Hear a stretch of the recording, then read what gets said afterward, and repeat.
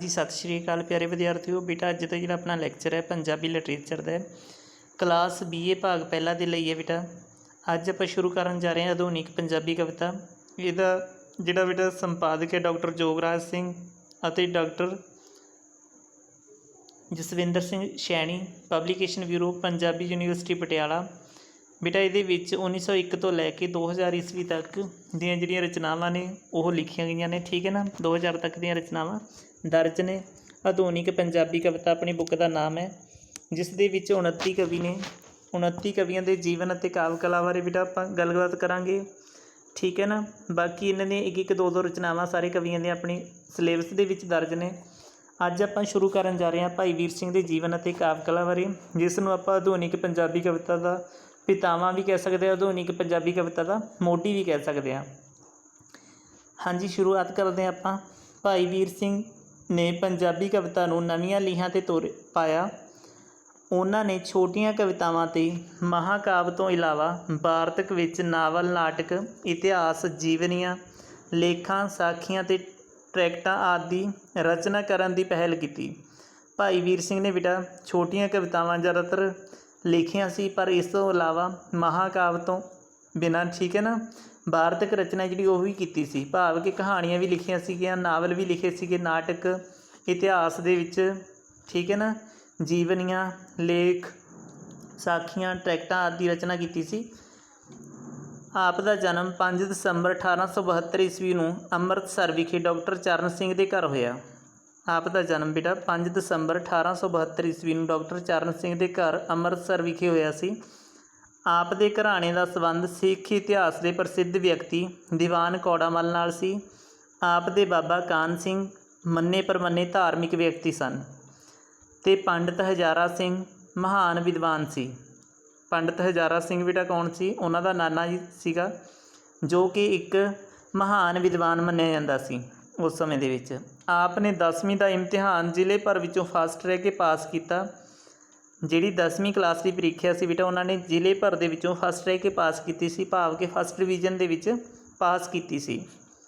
हाँ जी, आपने 1898 ईस्वी खालसा समाचार अखबार जारी किया। इस तो एक साल बाद निर्गुणयारा जारी किया। आपने भावें यूनीवर्सिटी की उचेरी विद्या प्राप्त नहीं की, पर आपने संस्कृत, उर्दू, फारसी, गुरबाणी, सिख इतिहास ते हिंदू इतिहास के फलसफे आदि नूं खूब बाचिया। भाव कि बेटा भाई वीर सिंह ने चाहे उचेरी विद्या वो बिल्कुल प्राप्त नहीं की, पर फिर भी उन्होंने कई भाषावां का जिहड़ा ज्ञान सी, कई भाषावां दे, ठीक है ना, साहित्य बारे वो बहुत सारी जिहड़ी जानकारी वो रखते सीगे। आप दी बहुत ही रचना सिੱਖੀ प्रचार नाल संबंध रखती सी, क्योंकि बेटा वो सिख धर्म नाल संबंधित सीगे। इस करके उन्होंने जिहड़ियां ज़्यादातर आपां नूं रचनावां साहित्य दे विच प्राप्त ने वो ज़्यादातर सिੱਖੀ के प्रचार नाल संबंध रखदियां ने। हाँ जी, इस समय ईसाई मिशनरियां दे प्रचार दे प्रतिक्रम वजों अहमदिया ते आर्य समाजी लहरां उर्दू ते हिंदी राहीं प्रचार कर रही सन।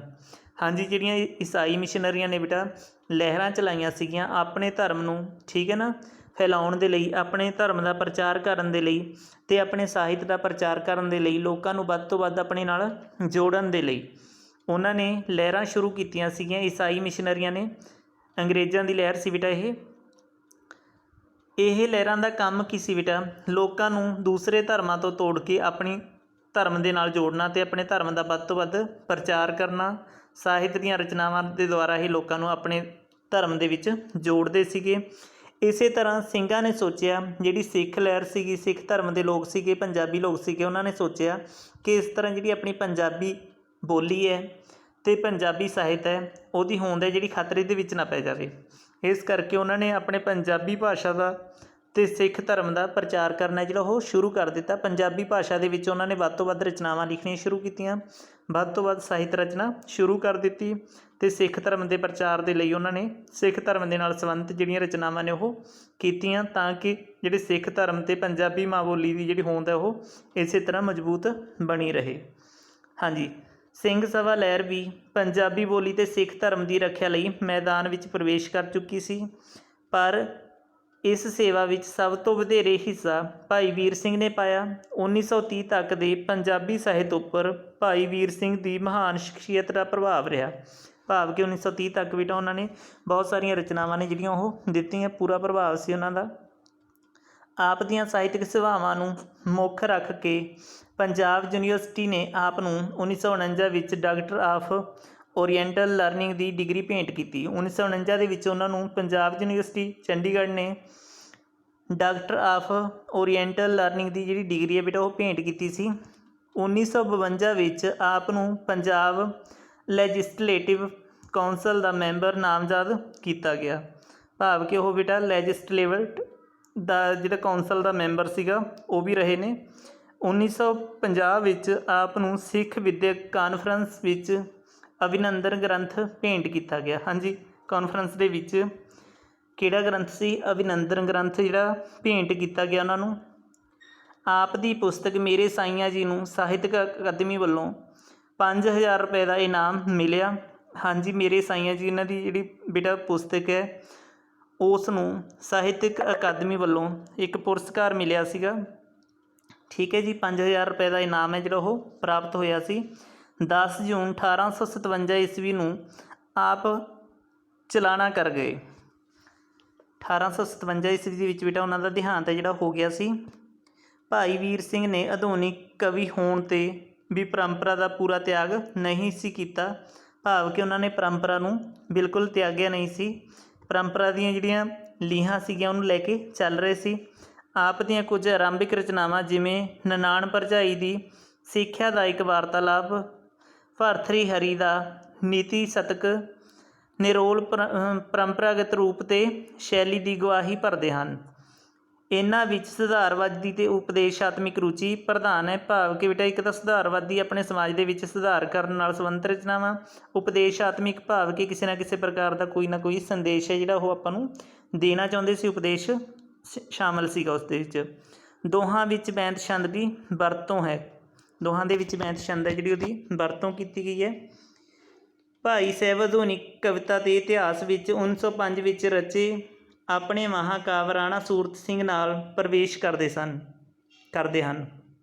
ਆਧੁਨਿਕ ਪੰਜਾਬੀ ਕਵਿਤਾ ਦੇ ਇਤਿਹਾਸ ਵਿੱਚ 1905 ਦੇ ਵਿੱਚ ਉਹਨਾਂ ਨੇ ਇੱਕ ਉਹਨਾਂ ਦਾ ਮਹਾਂਕਾਵਿ ਸੀ ਬੇਟਾ ਰਾਣਾ ਸੂਰਤ ਸਿੰਘ, ਜਿਹੜਾ ਕਿ ਪਹਿਲੀ ਵਾਰ ਉਹਨਾਂ ਨੇ ਰਚਿਆ ਸੀ। ਇਸ ਦੇ ਨਾਲ ਉਹਨਾਂ ਨੇ ਠੀਕ ਹੈ ਨਾ ਆਧੁਨਿਕ ਪੰਜਾਬੀ ਕਵਿਤਾ ਦੇ ਵਿੱਚ ਸ਼ੁਰੂਆਤ ਕੀਤੀ ਸੀ। ਹਾਂਜੀ, ਅੱਗੇ ਹੈਗੇ ਇਸ ਵਿੱਚ ਪਹਿਲੀ ਵਾਰ ਕਥਾ ਵਸਤੂ ਲਈ ਕਿੱਸਾ ਕਾਵਿ ਦੀ ਰਚਨਾ, ਕਿੱਸਾ ਕਾਵਿ ਦੀ ਪਰੰਪਰਾ ਦਾ ਤਿਆਗ ਕਰਕੇ ਇਸ ਨੂੰ ਮਹਾਂਕਾਵਿ ਦੀ ਪਰੰਪਰਾ ਨਾਲ ਜੋੜਿਆ। ਭਾਵ ਕਿ ਕਿੱਸਾ ਕਾਵਿ ਦੀ ਜਿਹੜੀ ਪਰੰਪਰਾ ਸੀ ਬੇਟਾ ਉਹਦਾ ਤਿਆਗ ਕਰਕੇ ਕਿਹਦੇ ਨਾਲ ਜੋੜਿਆ ਸੀ? ਮਹਾਂਕਾਵਿ ਦੀ ਪਰੰਪਰਾ ਦੇ ਨਾਲ ਜੋੜ ਲਿਆ ਸੀ। ਇਸ ਵਿੱਚ ਸ਼ਾਂਤ ਰਸ ਲਈ ਸਿਰਖੰਡੀ ਛੰਦ ਦੀ ਵਰਤੋਂ ਕੀਤੀ ਗਈ ਹੈ। ਸ਼ਾਂਤ ਰਸ ਹੁੰਦਾ ਬੇਟਾ ਜਿਸ ਦੇ ਵਿੱਚ ਭਗਤੀ ਭਾਵ ਹੋਣ, ਠੀਕ ਹੈ ਨਾ, ਜਿਸ ਦੇ ਵਿੱਚ ਆਤਮਾ ਨੂੰ ਸ਼ਾਂਤੀ ਦੇਣ ਵਾਲੇ ਸ਼ਬਦਾਵਲੀ ਹੈ ਜਿਹੜੀ ਵਰਤੀ ਗਈ ਹੋਵੇ। ਸਿਰਖੰਡੀ ਛੰਦ ਦੀ ਵਰਤੋਂ ਕੀਤੀ ਗਈ ਹੈ। ਦਾਰਸ਼ਨਿਕ ਆਦਰਸ਼ ਨੂੰ ਪੂਰੀ ਤਰ੍ਹਾਂ ਸਪਸ਼ਟ ਕੀਤਾ ਗਿਆ ਹੈ। ਉਹਨਾਂ ਦਾ ਆਧਾਰ ਗੁਰਮਤਿ ਦਰਸ਼ਨ ਹੈ। ਰਾਣਾ ਸੂਰਤ ਸਿੰਘ ਦੀ ਕੌਮੀ ਯੁੱਧ ਵਿੱਚ ਸ਼ਹੀਦੀ ਪਿੱਛੋਂ ਉਸ ਦੀ ਪਤਨੀ ਰਾਣੀ ਰਾਜ ਕੌਰ ਅਤੇ ਉਸ ਦੇ ਵਿਛੋੜੇ ਵਿੱਚ ਵਿਆਕੁਲ ਹੋਈ ਤੜਫਦੀ ਹੈ। ਜਿਹੜੀ ਰਾਣਾ ਸੂਰਤ ਸਿੰਘ ਦੀ ਪਤਨੀ ਹੈ ਬੇਟਾ ਰਾਜ ਕੌਰ, ਉਹ ਉਹਦੇ ਵਿਛੋੜੇ ਦੇ ਵਿੱਚ ਵਿਆਕੁਲ ਹੋਈ, ਦੁਖੀ ਹੋਈ ਕੀ ਹੈ? ਤੜਫਦੀ ਹੈ। ਰਾਣਾ ਸੂਰਤ ਸਿੰਘ ਮਹਾਂਕਾਵਿ ਦੇ ਵਿੱਚ। ਹਾਂਜੀ, ਅੱਗੇ ਹੈਗਾ ਇਸ ਦਰਦ ਨੂੰ ਮਿਟਾਉਣ ਲਈ ਕਈ ਯਤਨ ਕੀਤੇ ਜਾਂਦੇ ਹਨ, ਪਰ ਅੰਤ ਗੁਰਮਤਿ ਦਾ ਸਹਾਰਾ ਉਸ ਨੂੰ ਆਤਮਿਕ ਸੁੱਖ ਦਿੰਦਾ ਹੈ। ਅੰਤ ਦੇ ਵਿੱਚ ਜਿਹੜਾ ਗੁਰਮਤਿ ਦਾ ਸਹਾਰਾ ਹੈ ਬੇਟਾ ਉਹ ਕੀ ਹੈ? ਉਹਨੂੰ ਆਤਮਿਕ ਸੁੱਖ ਹੈ ਜਿਹੜਾ ਉਹ ਦਿੰਦਾ ਹੈ। ਮਹਾਂਕਾਵਿ ਦਾਂਤੇ ਦੇ ਦੇਵੀ ਸੁਖਾਂਤ ਅਤੇ ਮਿਲਟਨ ਦੇ ਖੁੱਸੇ ਸਵਰਗ ਤੋਂ ਕਿਸੇ ਵੀ ਤਰ੍ਹਾਂ ਘੱਟ ਨਹੀਂ। ਭਾਵ ਕਿ ਇਹ ਰਚਨਾਵਾਂ ਉਹਦੀ ਕੀ ਹੈ? ਬਰਾਬਰੀ ਕਰਦੀਆਂ ਨੇ। ਇਸ ਵਿੱਚ ਕੁਦਰਤ ਦਾ ਕਾਫੀ ਵਰਣਨ ਕਾਫੀ ਅਦਭੁਤ ਹੈ। ਇਹ ਸ਼ਾਂਤੀ ਅਤੇ ਗਿਆਨ ਦਾ ਵਹਿੰਦਾ ਦਰਿਆ ਹੈ। ਇਹ ਸ਼ਾਂਤੀ ਅਤੇ ਗਿਆਨ ਦਾ ਵਹਿੰਦਾ ਦਰਿਆ ਹੈ ਬੇਟਾ। ਅੱਗੇ ਇਹਦੀ ਕਵਿਤਾ ਦਾ ਨਮੂਨਾ ਜਿਹੜਾ ਉਹ ਦਿੱਤਾ ਗਿਆ। ਹਾਂਜੀ, ਉਸ ਤੋਂ ਅੱਗੇ ਹੈਗਾ ਕਵਿਤਾ ਦੇ ਨਮੂਨੇ ਤੋਂ ਬਾਅਦ ਲਹਿਰਾਂ ਦੇ ਹਾਰ ਬੇਟਾ ਇਹਨਾਂ ਦੀਆਂ ਰਚਨਾਵਾਂ ਸੀਗੀਆਂ ਭਾਈ ਵੀਰ ਸਿੰਘ ਦੀਆਂ। ਮਾਟਕ ਹੁਲਾਰੇ, ਬਿਜਲੀ ਦੇ ਹਾਰ, ਪ੍ਰੀਤ ਬੀਣਾ, ਕੰਬ ਦੀ ਕਲਾਈ ਅਤੇ ਮੇਰੇ ਸਾਈਆਂ ਜੀਓ ਭਾਈ ਸਾਹਿਬ ਦੀਆਂ ਛਟੇਰੀਆਂ ਕਵਿਤਾਵਾਂ ਦੇ ਸੰਗ੍ਰਹਿ ਸਨ। ਸਟੇਰੀਆਂ ਤੋਂ ਭਾਵ ਬੇਟਾ ਛੋਟੀਆਂ ਕਵਿਤਾਵਾਂ ਦੇ ਜਿਹੜੇ ਸੰਗ੍ਰਹਿ ਨੇ ਉਹ ਦਿੱਤੇ ਗਏ ਨੇ, ਭਾਵ ਕਿ ਭਾਈ ਵੀਰ ਸਿੰਘ ਨੇ ਜ਼ਿਆਦਾਤਰ ਛੋਟੀਆਂ ਕਵਿਤਾਵਾਂ ਦੀ ਹੀ ਰਚਨਾ ਹੈ ਜਿਹੜੀ ਉਹ ਕੀਤੀ ਹੈ। ਇਹਨਾਂ ਵਿੱਚ ਵਿਸ਼ੇ ਦੇ ਰੂਪ ਵਿੱਚ ਕਾਫੀ ਵੰਨਗੀ ਮਿਲਦੀ ਹੈ। ਭਾਈ ਸਾਹਿਬ ਕਵਿਤਾ ਨੂੰ ਰਹੱਸਵਾਦੀ ਮੰਡਲ ਦੀ ਗੂੰਜ ਵੀ ਕਹਿੰਦੇ ਹਨ। ਭਾਈ ਸਾਹਿਬ ਕਵਿਤਾ ਨੂੰ ਕੀ ਕਹਿੰਦੇ ਨੇ ਬੇਟਾ? ਰਹੱਸਵਾਦੀ ਮੰਡਲ ਦੀ ਗੂੰਜ ਵੀ ਆਖਦੇ ਨੇ। ਉਹਨਾਂ ਨੂੰ ਬੁੱਧੀ ਮੰਡਲ ਦੀ ਕੈਦ ਨਾਲੋਂ ਬਲਬਲੇ ਦੇ ਦੇਸ਼ ਦਾ ਵਿਸ਼ਾਦਮਈ ਅਨੁਭਵ ਪਿਆਰਾ ਹੈ। ਉਹਨਾਂ ਨੂੰ ਕੁਦਰਤ ਵਿੱਚ ਰੱਬਤਾ ਦਾ ਝਲਕਾਰਾ ਦਿਸਦਾ ਹੈ। ਮਾਟਕ ਹੁਲਾਰੇ ਵਿੱਚ ਕਸ਼ਮੀਰ ਦੀ ਸੁੰਦਰਤਾ ਦਾ ਰੋਮਾਂਟਿਕ, ਰਸਮਈ ਅਤੇ ਰਹੱਸਮਈ ਵਰਣਨ ਹੈ। ਭਾਵ ਕਿ ਬੇਟਾ ਜਿਹੜੀ ਮਾਟਕ ਹੁਲਾਰੇ ਰਚਨਾ ਉਹਨਾਂ ਦੇ ਵਿੱਚ ਕਸ਼ਮੀਰ ਦੀ ਜਿਹੜੀ ਸੁੰਦਰਤਾ ਹੈ, ਠੀਕ ਹੈ ਨਾ, ਉਹਦੀ ਰੋਮਾਂਟਿਕਤਾ ਹੈ ਅਤੇ ਉਹਦੀ ਰਸਮਈ ਧੁਨ ਹੈ ਉਸ ਨੂੰ ਬਿਆਨ ਕਰਨ ਦੀ, ਅਤੇ ਕਸ਼ਮੀਰ ਦੇ ਰਹੱਸ ਨੂੰ ਬਿਆਨ ਕਰਨ ਦਾ ਜਿਹੜਾ ਵਰਣਨ ਹੈ ਉਹ ਮਿਲਦਾ ਹੈ। ਚਾਨਣ ਅਤੇ ਖੇੜਾ ਇਸ ਦੇ ਮੂਲ ਤੱਤ ਹਨ। ਇਹਨਾਂ ਤੋਂ ਅਨੁਮਾਨ ਲੱਗਦਾ ਹੈ ਕਿ ਭਾਈ ਸਾਹਿਬ ਅਧਿਆਤਮਿਕ ਧਾਰਾ ਦੇ ਮਹਾਨ ਕਵੀ ਸਨ। ਭਾਈ ਸਾਹਿਬ ਬੇਟਾ ਅਧਿਆਤਮਿਕ ਧਾਰਾ ਦੇ ਮਹਾਨ ਕਵੀ ਸਨ। ਅਧਿਆਤਮਿਕ ਧਾਰਾ ਉਹ ਹੁੰਦੀ ਹੈ ਬੇਟਾ ਜਿਸ ਦੇ ਵਿੱਚ ਆਪਾਂ ਨੂੰ ਪਰਮਾਤਮਾ ਦੇ ਨਾਲ ਜੁੜਨ ਦੇ ਲਈ ਸਿੱਖਿਆ ਦਿੱਤੀ ਜਾਂਦੀ ਹੈ, ਧਾਰਮਿਕ ਸਿੱਖਿਆ ਦਿੱਤੀ ਜਾਂਦੀ ਹੈ। ਜਿਸ ਤਰ੍ਹਾਂ ਬੇਟਾ ਸਾਰੇ ਹੀ ਧਾਰਮਿਕ ਸਥਾਨਾਂ ਦੇ ਉੱਤੇ ਜਿਹੜੀ ਅਧਿਆਤਮਿਕ ਸਿੱਖਿਆ ਉਹ ਆਪਾਂ ਨੂੰ ਦਿੱਤੀ ਜਾਂਦੀ ਹੈ, ਉਹਨੂੰ ਕੀ ਕਹਾਂਗੇ ਆਪਾਂ? ਅਧਿਆਤਮਿਕ ਸਿੱਖਿਆ। ਉਹਨਾਂ ਦੇ ਅਧਿਆਤਮਵਾਦ ਨੂੰ ਨਿਰਸੰਦੇਹ ਨਵ ਅਧਿਆਤਮਵਾਦ ਦੇ ਨਾਮ ਨਾਲ ਪੁਕਾਰਿਆ ਜਾ ਸਕਦਾ ਹੈ। ਭਾਈ ਸਾਹਿਬ ਮੁੱਖ ਰੂਪ ਵਿੱਚ ਗੁਰਮਤਿ ਦਰਸ਼ਨ ਦੇ ਪੈਰੋਕਾਰ ਅਤੇ ਵਿਆਖਿਆਕਾਰ ਸਨ, ਪਰ ਆਪ ਦੀ ਕਵਿਤਾ ਵਿੱਚ ਵੇਦਾਂਤ ਅਤੇ ਸੂਫੀ ਰਹੱਸਵਾਦ ਦੀ ਝਲਕ ਵੀ ਮੌਜੂਦ ਹੈ। ਬਹੁਤ ਸਾਰੀਆਂ ਰੋਮਾਂਟਿਕ ਪ੍ਰੇਮ ਕਥਾਵਾਂ ਆਪ ਦੀ ਮੌਲਿਕ ਬਿਰਤਾਂਤੀ ਸੂਝ ਦੀ ਸਾਖੀ ਭਰਦੀਆਂ ਹਨ। ਸਾਖੀ ਤੋਂ ਭਾਵ ਬੇਟਾ ਹਾਮੀ। ਰਵਾਈ ਅਤੇ ਗੀਤ ਲਿਖਣ ਵਿੱਚ ਆਪ ਨਿਪੁੰਨ ਸਨ। ਰਵਾਈ ਅਤੇ ਗੀਤ ਲਿਖਣ ਦੇ ਵਿੱਚ ਆਪ ਦੀ ਬਹੁਤ ਜਿਹੜੀ ਮਾਹਿਰਤਾ ਹੈ ਉਹ ਝਲਕਦੀ ਹੈ ਬੇਟਾ। ਆਪ ਦੀ ਪ੍ਰਤਿਭਾ ਰਹੱਸਵਾਦੀ ਆਨੰਦ ਦਾ ਅਥਾਹ ਸੋਮਾ ਹੈ।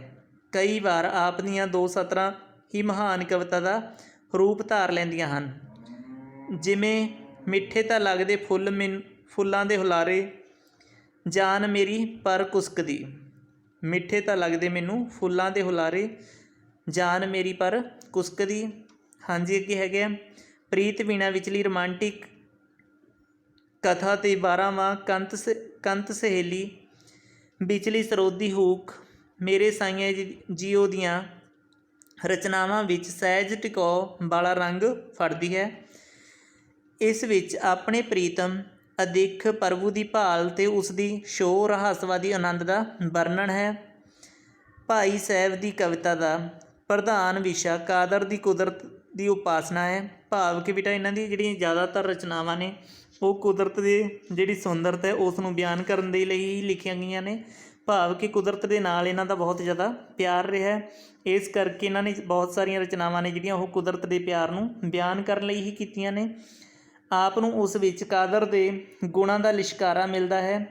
ਉਹਨਾਂ ਨੇ ਕੁਦਰਤ ਦੇ ਸੁੰਦਰ ਨਿਰਵੈਰ ਦੇ ਖੁਸ਼ੀ ਦੇਣ ਵਾਲੇ ਸੁਭਾਅ ਨੂੰ ਪ੍ਰਗਟ ਕੀਤਾ ਹੈ ਅਤੇ ਉਸ ਨੂੰ ਅਧਿਆਤਮਿਕ ਮੰਨ ਕੇ ਉਸ ਰਾਹੀਂ ਅਟੱਲ ਸੱਚਾਈਆਂ ਨੂੰ ਬਿਆਨਿਆ ਹੈ।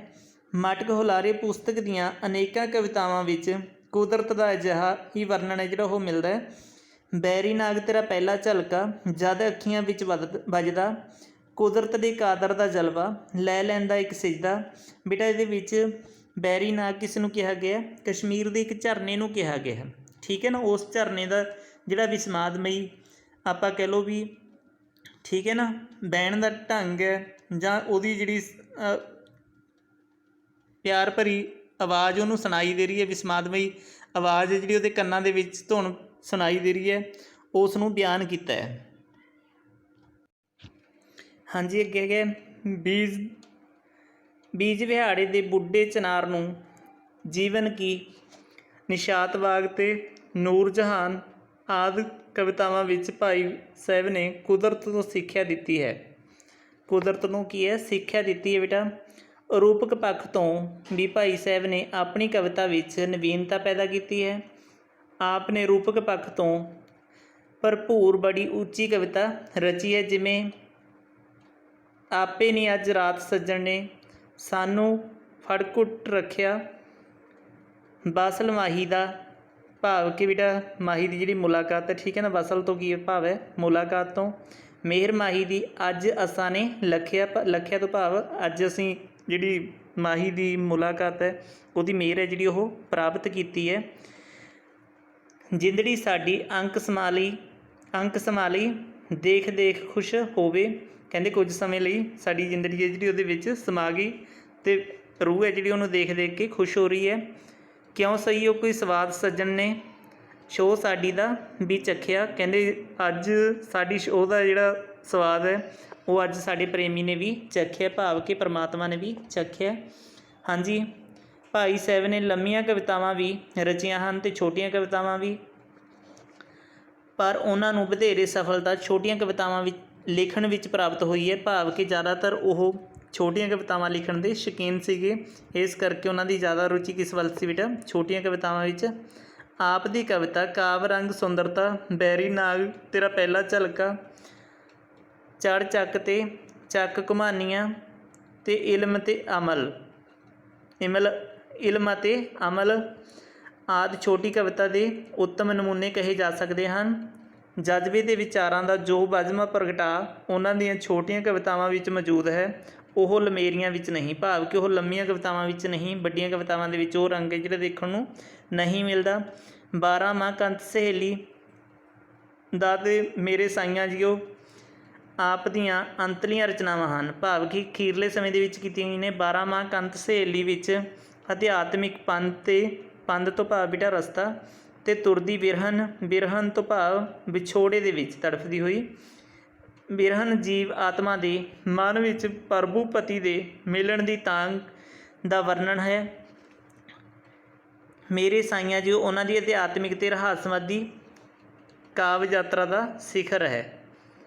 ਭਾਵ ਕਿ ਬੇਟਾ ਅਧਿਆਤਮਿਕ ਅਤੇ ਰਹੱਸਵਾਦੀ ਉਹਨਾਂ ਦੀ ਜਿਹੜੀ ਕਾਵ ਯਾਤਰਾ ਸੀ, ਜਿਹੜਾ ਸਫ਼ਰ ਸੀ, ਉਹਦਾ ਆਪਾਂ ਨੂੰ ਸਿਖਰਲਾ ਜਿਹੜਾ ਠੀਕ ਹੈ ਨਾ ਪੜਾਅ ਉਹ ਦੇਖਣ ਨੂੰ ਮਿਲਦਾ ਹੈ।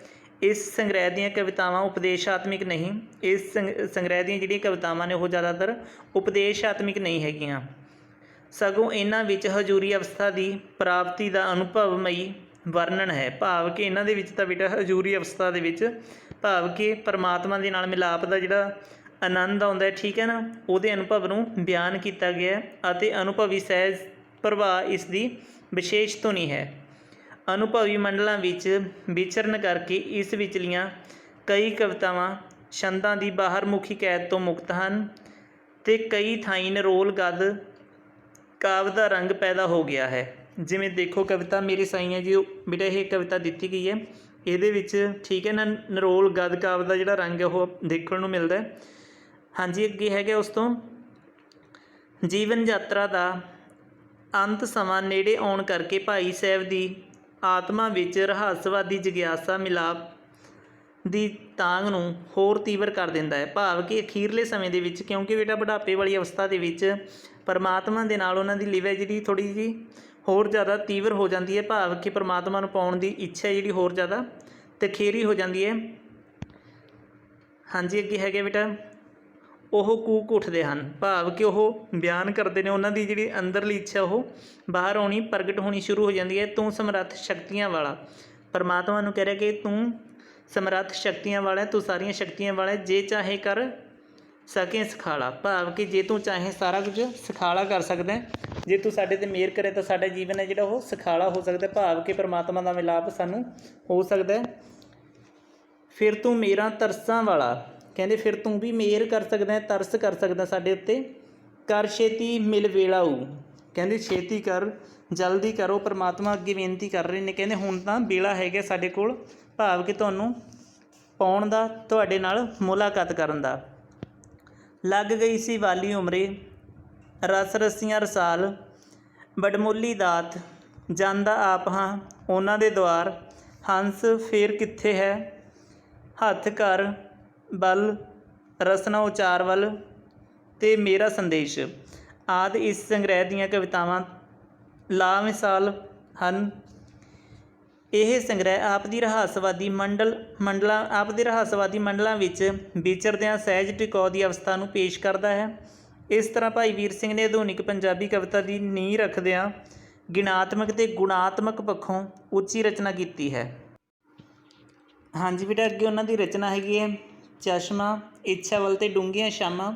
यह कविता बेटा जी प्रश्न उत्तरी कविता है, भाव कि पहले पैरे दे विच प्रश्न किया जाता है किस नूं, झरने नूं। कवि है जिहड़ा वो झरने नूं प्रश्न करदा है, क्वेश्चन करदा है कि सारी कुदरत है जिहड़ी, सारी कायनात है वो आराम कर रही है, पर तेरे उत्ते इहो जिहा किहड़ा की है बोझ पिया है कि तू हुण तक्कर किसी न किसी कारज दे विच लगातार चल रहा है। भाव कि तेरा वहन अजे तक रुकिया नहीं। शामां हो गईयां, सारे पंछी वगैरह आपो अपने घरां दे विच चले गए तो सारी कुदरत आराम करन दे विच लगी हुई है, पर तू क्यों अजे तक्कर बहन दे विच जारी है। उस तो बाद जिहड़ा झरना है वो की कहंदा है, कहंदा भी जिस दे मन दे विच ईश्वर नूं मिलण दी तांघ हुंदी है वो कदे टिका जां आराम नहीं कर सकते। इस करके वो अपने उत्तर दे विच कहंदा है भी मैं अपनी मंजिल नूं पाउण दे लई आराम करना पसंद नहीं करता। जे आराम कर लिया तो मेरी जिंदगी है जिहड़ी उत्थे ही ठहर जाएगी। इस करके कहंदे जिहदी परमात्मा नूं मिलण दी इच्छा हुंदी है, तांघ हुंदी है, जिस दे मन दे विच वो कदे आराम पसंद नहीं करते। हाँ जी, आपां कविता के रूप दे विच जाणदे हां। चश्मा, इच्छावल ते डूंघियां शामां कविता भाई वीर सिंह की रचना है। इस कविता का विषय रहस्यमयी है, भाव कि बेटा कुदरत के रहस्य नूं जानना है, ठीक है ना। कवि नूं कुदरत के किसी रहस्यमयी आहार विच जुटी हुई दिखाई दिंदी है। जिहड़ा कवि है बेटा उन्होंने कुदरत की है किसी रहस्यमयी आहार दे विच जुटी हुई लगी हुई कारज करती दिखाई दे रही है। कवि देखता है कि शाम ढल गई है, रात पै गई है, सारी कुदरत आराम करन लई टिक गई है, परंतु इच्छावल चश्मे ने अजे तक भी अपना चलना जारी रखा होया है। भाव कि अजे तक वह बहन है जिहड़ा वो चल रहा पानी का। कवि के पुछण ते इच्छावल चश्मा अपनी निरंतर चाल का कारण प्रीतम मिलाप की लगन दसदा है।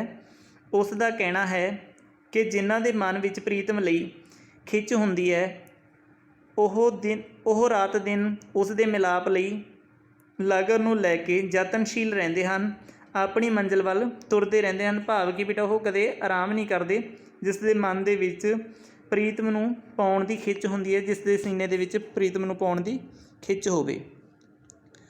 उन्हां लई आराम जां नींद कोई महानता नहीं हुंदी। आराम जां नींद दी कहंदे कोई महानता नहीं हुंदी उन्हां दी जिंदगी दे विच, जिन्ना चिर उन्हां दा अपने प्रीतम नाल मिलाप नहीं हुंदा। भाव कि उन्ना चिर उन्हां दे मन नूं चैन नहीं मिलदा। ਉਹ आराम जां पड़ाਅ नहीं करते, ਉਹ ना ही आराम करते हैं, ना ही किसी पड़ाਅ के उत्ते खड़ते ने। इस रचना विचों भाई साहब का कुदरत प्रेम, रहस्यवाद ते उपदेशात्मक रुचि का खुला प्रगटावा हुंदा है। बेटा एक तो कुदरत नाल प्यार है जिहड़ा वो बयान किया गया, दूसरा आपां नूं रहस्यवाद दस्सिया गया, उस चश्मे का रहस्य है जिहड़ा वो बयान किया जा रहा है। तीसरा की है उपदेशात्मक रुचि है, ठीक है ना। उपदेशात्मक रुचि का जिहड़ा प्रगटावा है खुला किया गया। भाव कि आपां नूं भी बेटा कदे आराम है जिहड़ा वो नहीं करना चाहिए। क्यों नहीं करना चाहिए? क्योंकि अपनी जिंदगी का आपां नूं कोई भरोसा नहीं है, ठीक है ना। इस करके आपां नूं की करना चाहिए, परमात्मा का नाम जपना चाहिए, परमात्मा दे लड़ लगना चाहिए। कहंदे परमात्मा के मिलाप लई तुहाडे सीने दे विच खिच होनी चाहिए है, ये ना होवे कि तुसीं पिछों पछताउंदे ही रह जाओ। यह कविता प्रश्नोत्तरी रूप विच है, जिस नूं कवि ने 4-4 सतरां दियां 2 तिहाइयां विच पेश किया है। भाव कि बेटा 2 तिहाइयां तो भाव 2 भागां दे विच, ठीक है ना। 4-4 सतरां दियां 2 तिहाइयां ने। इन्हां दा वजन 16 + 14 30 मात्रा है। इन्हां दा वजन की है बेटा 16 + 14 मात्रावां प्लस कितनियां बन गईयां 30 बन गईयां। हाँ जी, इन्हां दी पहली दूजी ते चौथी तुक दे तुकांत जारी हारी ते सारी बहंदे बहंदे बहंदे रहंदे, ठीक है जी। पहली दूजी ते चौथी का भाव कि तीसरी तुक है बेटा जी यदी बेतुकी है, वो कोई तुकांत मेल है जोड़ा वो तुहानूं नहीं मिलता, बेमेल होएगी वो तुक। जिहड़ियां अगलियां पहलियां 2 ते अखीरली तुक है वो तुहानूं तुकांत मेल है जोड़ा वो दस्सिया गया, परंतु तीजी तुक बेमेल है। पहली तिहाई विच कवि इच्छावल चश्मे अगे प्रश्न करता है कि दूजी विच चश्मा कवि नूं उत्तर दिंदा है। पहली तिहाई दे विच बेटा कवि है जिहड़ा वो प्रश्न करता है, दूसरी तिहाई दे विच भाव कि दूसरियां 4 लाइनां दे विच जिहड़ा चश्मा वो कवि के प्रश्न का उत्तर दिंदा है। हाँ जी, अगे है चश्मे के उत्तर विच कुदरत का मानवीकरण होया है ते कवि ने ਉਸ ਨੂੰ ਆਪਣੇ ਪਿਆਰੇ ਦੇ ਰਹੱਸਮਈ ਮਿਲਾਪ ਨੂੰ ਆਹਾਰ ਵਿੱਚ ਜੁਟੀ ਦਿਖਾਇਆ ਹੈ। ਸੀਨੇ ਖਿੱਚ ਜਿਨ੍ਹਾਂ ਨੇ ਖਾਧੀ ਉਹ ਕਰ ਆਰਾਮ ਨਹੀਂ ਬਹਿੰਦੇ, ਭਾਵ ਕਿ ਜਿਨ੍ਹਾਂ ਦੇ ਸੀਨੇ ਦੇ ਵਿੱਚ ਪਰਮਾਤਮਾ ਨੂੰ ਪਾਉਣ ਦੀ ਖਿੱਚ ਹੈ, ਜਿਨ੍ਹਾਂ ਦੇ ਸੀਨੇ ਦੇ ਵਿੱਚ ਚੋਟ ਲੱਗੀ ਹੋਈ ਹੈ, ਉਹ ਕਦੇ ਆਰਾਮ ਨਹੀਂ ਕਰ ਪਾਉਂਦੇ। ਤੁਕ ਕਵਿਤਾ ਨੂੰ ਉਪਦੇਸ਼ਾਤਮਿਕ ਸੁਰ ਵਿੱਚ ਪ੍ਰਦਾਨ ਕਰਦੀ ਹੈ। ਜਿਹੜੀ ਇਹ ਤੁਕ ਹੈ ਬੇਟਾ ਉਹ ਉਪਦੇਸ਼ਾਤਮਿਕ ਰੂਪ ਦੇ ਵਿੱਚ ਆਪਾਂ ਨੂੰ ਬਿਆਨ ਕੀਤੀ ਗਈ ਹੈ, ਉਪਦੇਸ਼ ਦਿੱਤਾ ਗਿਆ। ਸੰਜਮ, ਸਰਲਤਾ, ਕੋਮਲਤਾ ਅਤੇ ਭਾਵ ਅਨੁਕੂਲਤਾ ਭਾਸ਼ਾ ਸ਼ੈਲੀ ਦੇ ਵਿਸ਼ੇਸ਼ ਗੁਣ ਹਨ। ਇਸ ਦੀ ਭਾਸ਼ਾ ਕੇਂਦਰੀ ਪੰਜਾਬੀ ਹੈ। 20 ਸ਼ਬਦ ਦੁਆਬੀ ਪ੍ਰਭਾਵ ਵਾਲਾ ਹੈ। ਸੈਮ, ਨੈਣ, ਸਰੋਦ, ਨੇਹੂ ਅਤੇ ਅਨੰਤ ਸ਼ਬਦ ਸੰਸਕ੍ਰਿਤ ਮੂਲ ਦੇ ਹਨ, ਪਰੰਤੂ ਮੁਕਾਮ ਸ਼ਬਦ ਫਾਰਸੀ ਮੂਲ ਦਾ ਹੈ, ਭਾਵ ਕਿ ਮੂਲ ਫਾਰਸੀ ਭਾਸ਼ਾ ਦੇ ਵਿੱਚੋਂ ਲਿਆ ਗਿਆ ਬੇਟਾ। ਸ਼ਬਦ ਚਿੱਤਰ ਅਤੇ ਅਨੁਪਰਾਸ ਸੈਮ, ਸਵਾਦਲਾ, ਲਗਨ, ਲੱਗ ਗਈ ਆਦਿ ਇਸ ਰਚਨਾ ਦੇ ਗਹਿਣੇ ਹਨ। ਇਸ ਵਿੱਚ ਸਰੋਦੀ ਅੰਸ਼ ਦੇ ਨਾਲ ਨਾਲ ਅਦਭੁਤ ਰਸ ਦਾ ਵੀ ਸੰਚਾਰ ਹੈ। ਕਵਿਤਾ ਦਾ ਸਮੁੱਚਾ ਵਾਤਾਵਰਨ ਗੰਭੀਰ ਅਤੇ ਰਹੱਸਮਈ ਹੈ। ਬੇਟਾ ਇਸ ਕਵਿਤਾ ਦੇ ਵਿੱਚ ਆਪਾਂ ਨੂੰ ਉਪਦੇਸ਼ ਦਿੱਤਾ ਗਿਆ, ਉਪਦੇਸ਼ਾਤਮਿਕ ਕਵਿਤਾ ਇਹ, ਅਤੇ ਨਾਲ ਹੀ ਕੁਦਰਤ ਦਾ ਜਿਹੜਾ ਰਹੱਸ ਹੈ ਉਸ ਨੂੰ ਵੀ ਬਿਆਨ ਕੀਤਾ ਗਿਆ। ਹਾਂਜੀ, ਅਗਲੀ ਕਵਿਤਾ ਆਪਾਂ ਭਾਈ ਵੀਰ ਸਿੰਘ ਦੀ ਅਗਲੇ ਲੈਕਚਰ ਦੇ ਵਿੱਚ ਕਰਾਂਗੇ। ਅੱਜ ਦੇ ਲੈਕਚਰ ਦੇ ਵਿੱਚ ਬੇਟਾ ਇੰਨਾ ਹੀ। ਧੰਨਵਾਦ ਸਾਰਿਆਂ ਦਾ।